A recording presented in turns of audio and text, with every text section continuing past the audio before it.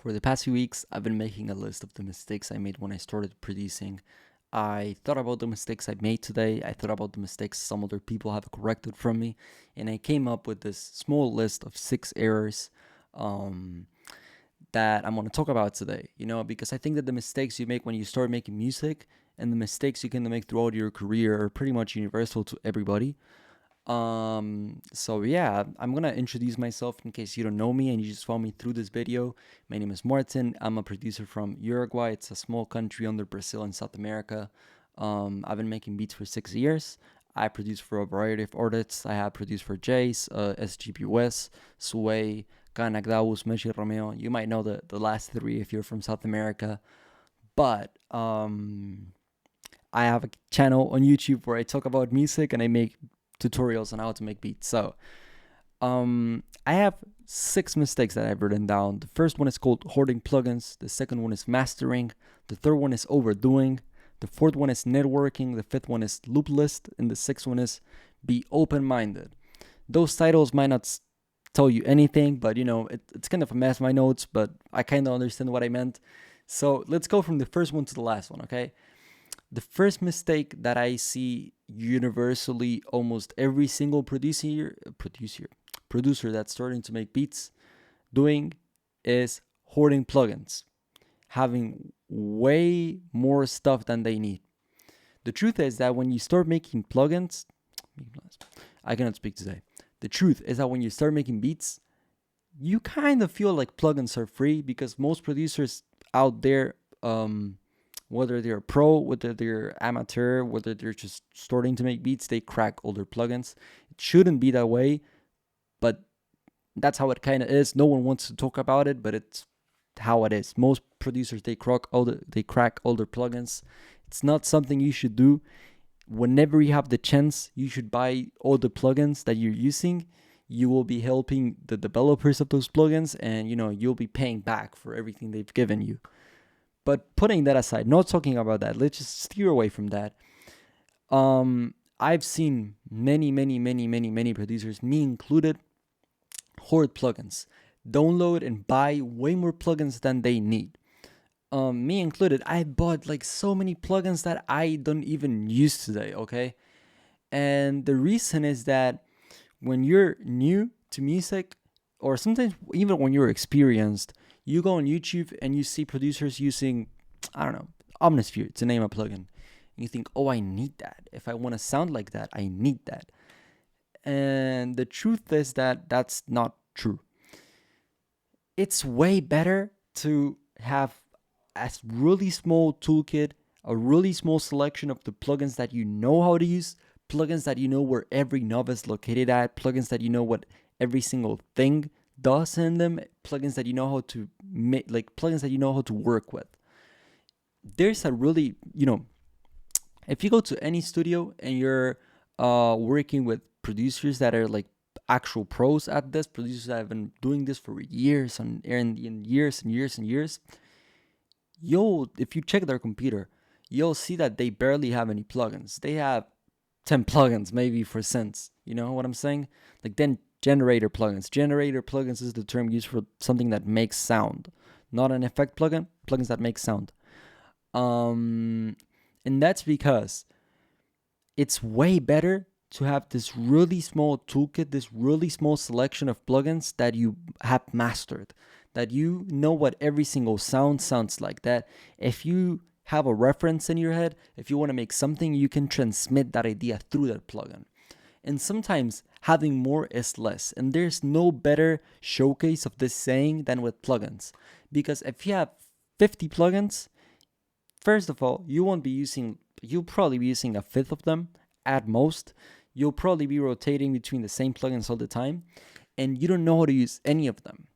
And the reason is that most people go out there and download preset packs. They'll just like download 100 Serum preset packs, 100 Omnisphere preset packs.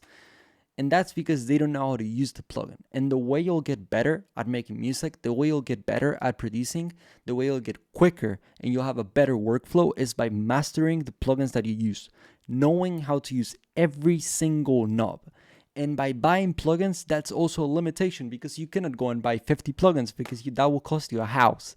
So what I want you to take away from the first mistake that I've seen a lot of producers make, and I have made myself included, is hoarding plugins, having way more than they need, and thinking, like, it's called FOMO, fear of missing out, that you need to have every single thing under the sun. You don't.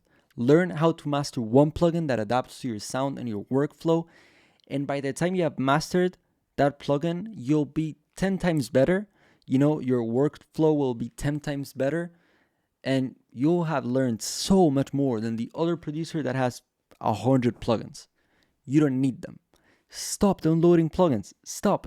It's not necessary. The second mistake, I called it mastering. If you're making beats, just sit down with me, okay? I'm gonna sit straight. If you're making beats, why are you mastering them? There's no need to. You don't need your beat to be peaking at 0 decibels. That's what mastering does. So, if you have a beat, the only thing that you should have on the master track, I'm gonna show it on the screen. I'm probably gonna show my master preset or something. The only thing that you could have on the master mixer channel of your beat is a clipper, like a soft clipper, or I don't know what it's called on Ableton, but a soft clipper or a clipper of any kind is the only thing that you could have on the master track of your beat. But recommended, you should have nothing on the master track of your beat. Why are you adding EQing to the master track of your beat? Why are you adding a compressor to the master track of your beat? Think about it. You're going to post that beat on YouTube. You're going to sell it to somebody. If it's a really big record, you're going to have an engineer that's going to master the track and mix it and do all that work. If it's a small record, you're going to have a rapper or an artist that will maybe pay someone to do it, or they will mix their track, they will master it. So why are you mastering the beat? That's completely unnecessary. It's just unnecessary. There's no reason to do it. It's taking way more time that you could be investing in something else. And also, when you're recording a track, when you're working on a track, it's so difficult to work on beats that are super loud. It's really hard to mix them. It's really hard to get them to sound right. So just don't master your beats, and don't make them super loud. Don't make them clip at 0 decibels. It's just like really hard to work with. And you don't need to compress your beats. That's just plain stupid. Don't put compressors on the master track of your beat. Don't put EQs on. None of that.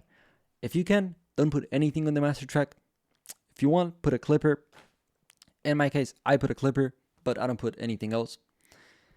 And the third mistake that I see, hold on, I'm gonna sneeze. I didn't. The third mistake that I've seen a lot of producers, and even producers that I have been making beats for years, just like me, is overdoing everything.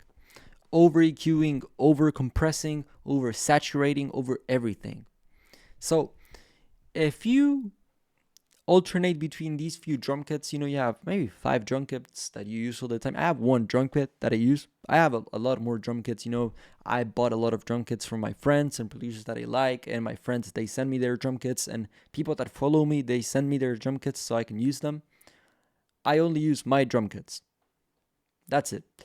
Because I know that the sounds in them are good quality. So if you have a clap, for example, and for that clap to sound good, you need to EQ it and compress it and saturate it and all these effects. Unless you're doing creatively, like cut space, that he just grabs and adds a shit ton of effects to his drums and they sound crazy. If you're adding compressing and EQing and reverb and saturating and everything to a hi-hat just because it doesn't sound good, then the problem is the drum sounds you're using. They're really bad quality. A good drum sound should sound good without even, you wouldn't even need to assign it to a mixer track. You just level it down and that's it. You don't need to do all of that. If you're doing all of that, it's because your samples are bad quality and you need new samples. That's it. Nothing more to it. If you want good samples, you can find out my kit in the description. It's called the Toolkit. That's the kit I recommend to everybody that's starting to make beats. It's 4 gigabytes and it has way more sounds that you would need. It has everything to have you covered for a long ass time, and everything is high quality in there. So link in the description, more info there. I'm just going to move on to the next point, which is not networking. not networking properly, not connecting with people. So let's say you have 200 followers and you want to start networking and producing with other producers. If you have 200 followers, you should be connecting with people that are in the same stage of their career as you, because it might be really discouraging to have 200 followers. And I talk about followers is a measurement that makes no sense, but it's how it works in this industry. Okay, people will see you as a number. People will see you as the followers you have in common with them. People will see you as the connections you have. So that's the measurement I'm using. But let's measure the stage of your career and how many followers you are, which is stupid, but it's the way it works. I'm sorry. Let's say you have 200 followers and you hit up a producer that has 4,000 followers. People, when it comes to beat making, especially when you're working with people that takes this as their job and as a business, they want to see what you can bring to the table. People want to see, let's put it this way. If you have 200 followers, most likely someone that's way further in their career than you will not answer or will not be as willing to work with you. So my advice is to work your way up, is to collaborate with producers that are in the same stage of their career as you and grow with them. It's really important to have a work team, people that you could work with, people that you send collabs back and forth. And music is something that's collaborative. It's always been, the best part of music is collaborating. If you didn't like to collaborate, you wouldn't be making beats, period. So network properly. Try to network with people that are in the same level as you. And as you keep on growing and growing and growing, it will be way easier to connect with those bigger producers than you. Fifth mistake, loop list. I just called it loop list. I've been saying this for months. If you're a producer and you don't have a loop list, you're missing out. Let's say 30 rappers follow you. You have 30 placement opportunities. 30 rappers you can send your work to. That's per person, 30 rappers. Now think that you make, 10 melodies every week. You're making beats already. So if you're making solo beats, you're making 10 beats a week. That's 10 melodies a week. So my point with that is that what if you grab those 10 melodies and send them to a bunch of other producers to also work on them and make beats on them? Let's say you send them to 100 producers. And those producers, on average, they have 30 placement opportunities. You basically just multiply your reach by 100. Not every producer that you send your loops to will check them. Not every producer that you send your loops to will work on them. But you will have a way bigger reach. And the fastest way to get placements is that, if that is what you're after, the fastest way to, get your name out there is by making good loops and sending them out to a bunch of people. Do not go out there adding a bunch of people that don't know you to your loop list, because you're going to get blacklisted.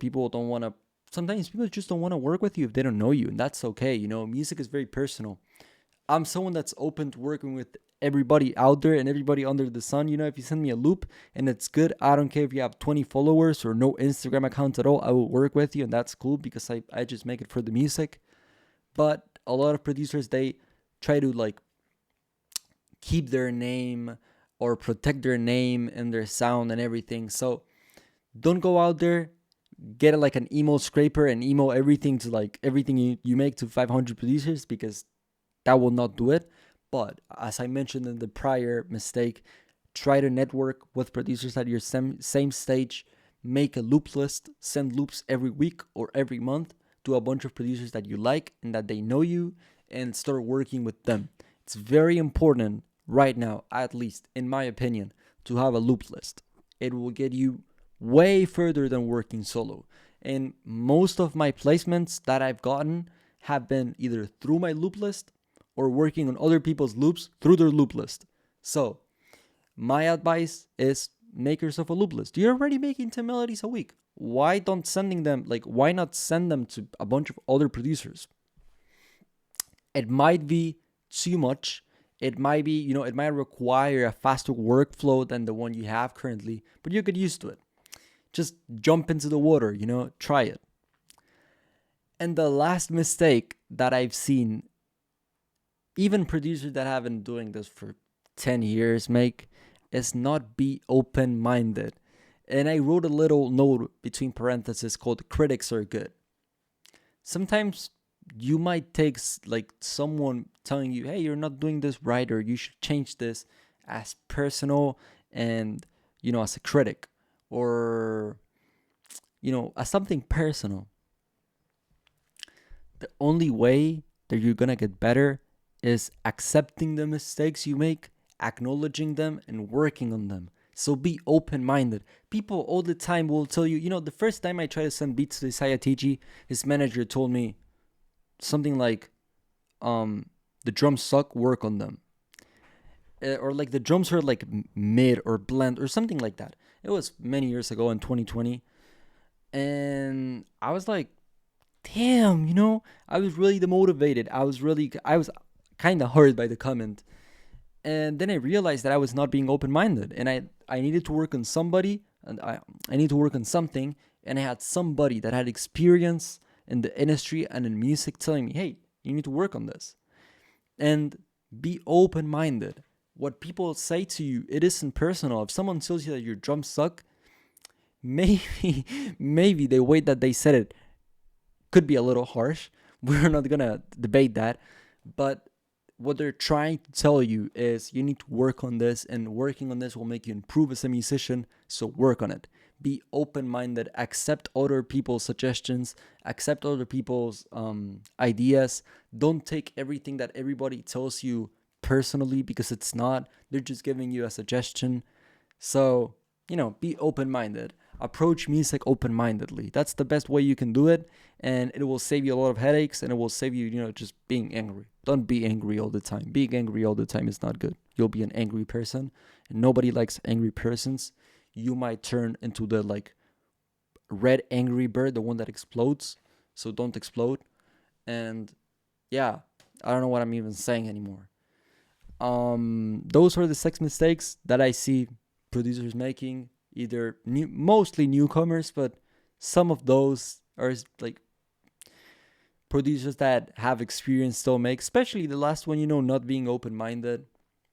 Don't let ego get to your head. Don't let the followers get to your head. Don't let money get to your head. Any of that. None of that is worth anything. None of that makes you more important than anybody else. Doesn't matter if you have 8,000 followers, 100 or 5,000. That doesn't change who you are. That doesn't change who you are. Don't let ego get to you. Don't become one of those persons that have a really big ego or anything of that. Just chill. You're doing this for fun. And there's plenty of time to correct the mistakes that you make. This is not a race. If anything, you're only racing yourself, but this is not a race. And yeah, I hope you liked the video. If you liked it, subscribe, leave a nice comment, join my Discord server, buy my kits. Anything of that sort is cool. And I've noticed that if you're still watching this right now, just comment something funny and I'll drop a heart. I've noticed that my view time is down. So next video I'm gonna make it like this, but I'm gonna have next to myself a Subway Surfer gameplay with subtitles, so people just don't leave the video and they're hypnotized by the Subway Surfer video. So that was it for today. I hope you enjoyed it, and I'll see you in the next one. My mouse doesn't work, so I cannot stop this.